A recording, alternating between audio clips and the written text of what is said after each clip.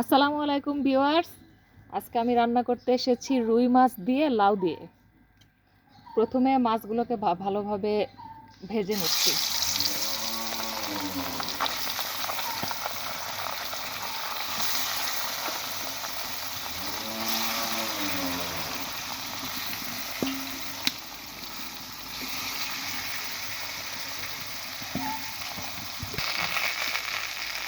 মাছগুলোর এক পাশ ভাজা হয়ে গেছে, এবার উল্টে দিচ্ছি।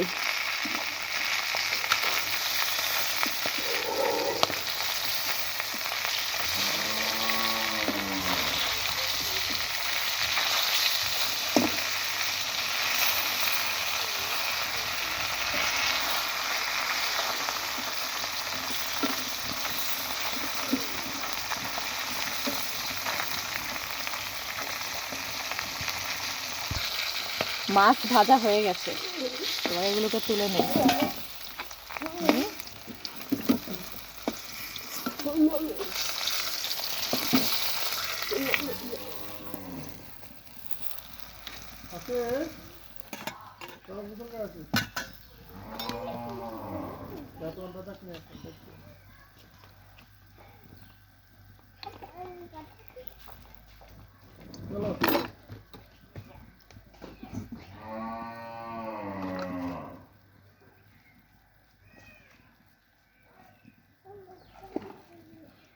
এবারে এই কড়াইয়ের মধ্যেই পেঁয়াজ মরিচ কুচি দিয়ে দিলাম।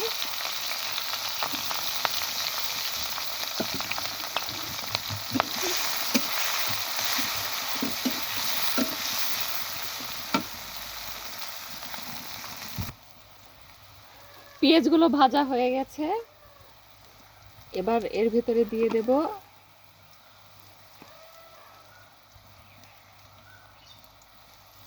এক চামচ পরিমাণ, এখানে আছে জিরা বাটা, আদা রসুন বাটা। লাউয়ের মধ্যে একটু হালকা মশলা দিয়ে রান্না করলে ভালো হয়, তাহলে লাউটা খেতে খুব ভালো লাগে। মশলাটা আগে তেলের উপর দিয়ে একটু ভেজে নিলাম, তারপরে কষানোর পানি দেবো। এতে তরকারিতে মশলার সেন্টটা খুব ভালো থাকে।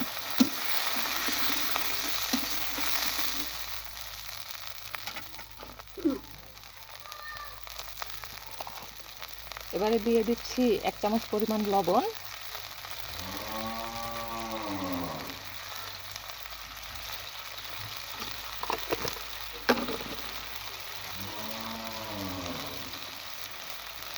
এখন দিয়ে দিচ্ছি আধা চামচেরও একটু কম হলুদ, যেহেতু লাউ, হলুদের পরিমাণটা একটু কম দিলেই ভালো হয়।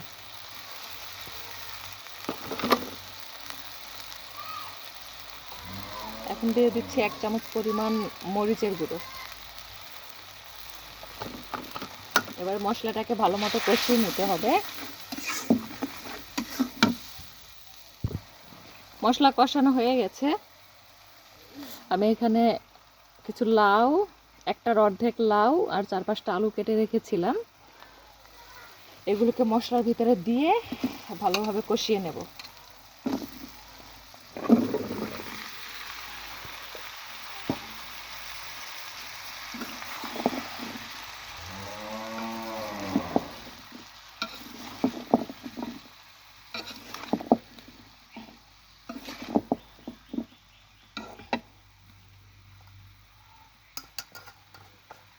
তারপর দিয়ে দিচ্ছি একটি টমেটো কুচি।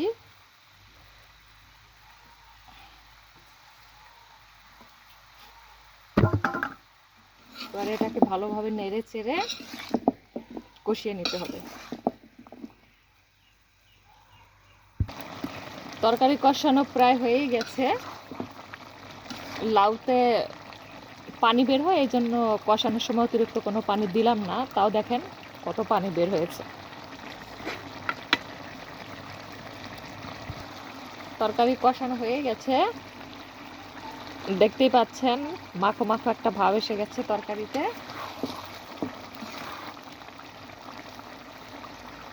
এখন হালকা একটু পানি দিয়ে দিচ্ছি, ঝোল।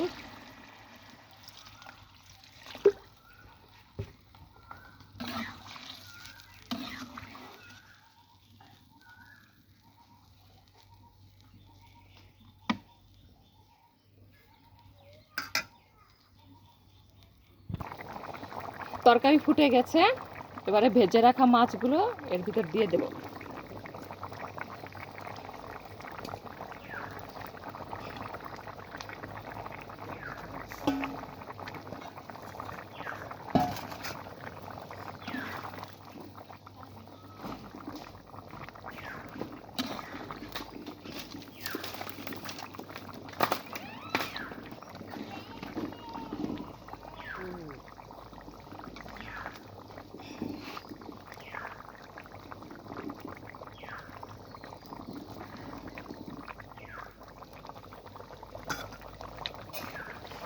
এবারে তরকারিটাকে ঢেকে দেই, কিছুক্ষণ জাল হোক।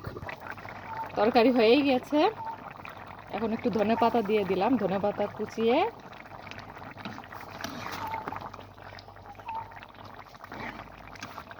দেখেছেন কি সুন্দর কালার এসেছে।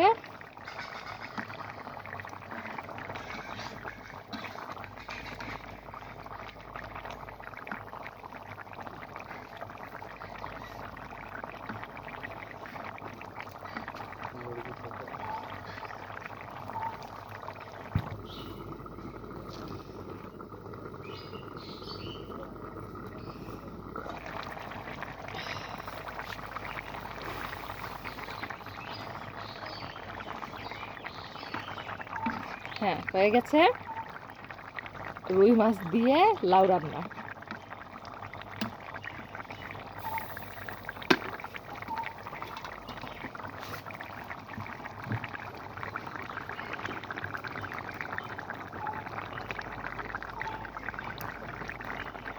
আমাদের চ্যানেলের রান্না যদি আপনাদের ভালো লাগে, লাইক, ফলো, সাবস্ক্রাইব দিয়ে আমাদের সাথেই থাকবেন। ধন্যবাদ।